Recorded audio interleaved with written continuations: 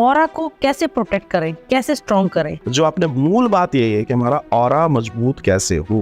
Problem आ गई है, हम हर चीज के लिए दूसरों पर जैसे डिपेंड है, तो इसका मतलब ये है कि अगर वो व्यक्ति नहीं होगा तो क्या होगा, हमारा वो काम नहीं होगा। आध्यात्मिक स्तर पर भी या तांत्रिक स्तर पर भी या धार्मिक स्तर पर भी लोगों के ऊपर डिपेंड हो गए। आप तय मान के चलिए कि ये हमारे जीवन को कुछ नहीं तो डेली हमारी 25% एनर्जी को खा रहे हैं। ऑरा को कैसे प्रोटेक्ट करें, कैसे स्ट्रॉन्ग करें? देखिए, अब ये बहुत अच्छी चीज है कि मूल क्या है, मतलब हम इससे सुधार कैसे करें। तो जब आप ऑरा मजबूती की बात करेंगे तो सबसे पहली चीज है कि कहा जाता है कि आपको डेली रूटीन में एक्सरसाइज जरूर करनी चाहिए, और ये अच्छी बात है। कहा जाता है आप सात्विक भोजन लें, ये अच्छी बात है जी। कहा जाता है आप हरे भरे अच्छे वातावरण बनाएं, ये भी बहुत अच्छी बात है। ये भी कहा जाता है आप स्पिरिचुअली अपने आप को ग्रो करें, थोड़ा सा आध्यात्मिक हो, ये भी अच्छी बात है। मेरे पास ऐसा व्यक्ति भी है जो चारों काम करता है, उसके साथ ये घटना घटी है।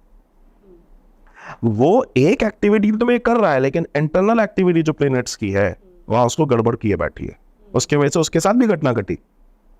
अब बात आती है कि हम अपने ऑरे को, जो आपने मूल बात यही है कि हमारा ऑरा मजबूत कैसे हो। सबसे पहले ध्यान दीजिए कि आप अपने आप को पॉजिटिव कैसे रख सकते हैं। आप पॉजिटिव मतलब आपके आसपास की ऊर्जा।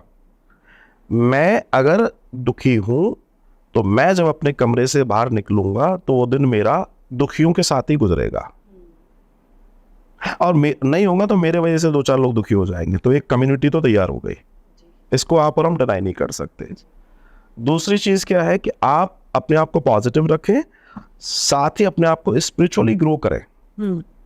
जिन लोगों ने अपने जीवन में गुरु मंत्र या दीक्षा ली हुई है, अब इसमें भी 2 तरीके के लोग होते हैं, एक ले लेते हैं और एक उसको लेकर उसको जीते हैं।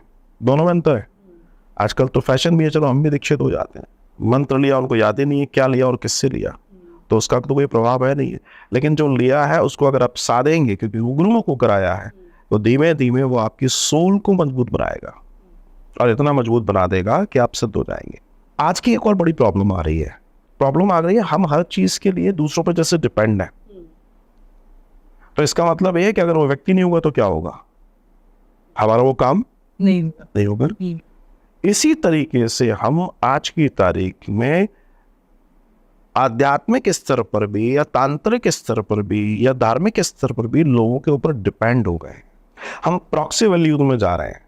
हम सोचते हैं कि ये कार्य, अच्छा पंडित जी हमारे लिए आप पूजा कर दीजिए। हमारे यहाँ भी होती है, हमारे यहाँ भी ऑनलाइन पूजाएं होती हैं, हम भी करते हैं, लेकिन हमें मालूम है कि हम कैसे कर रहे हैं। लेकिन मैं जानता हूँ कई और लोग कैसे कर रहे हैं, वो सिर्फ फोन पे बात होगी, उसके बाद उनको पता ही नहीं है।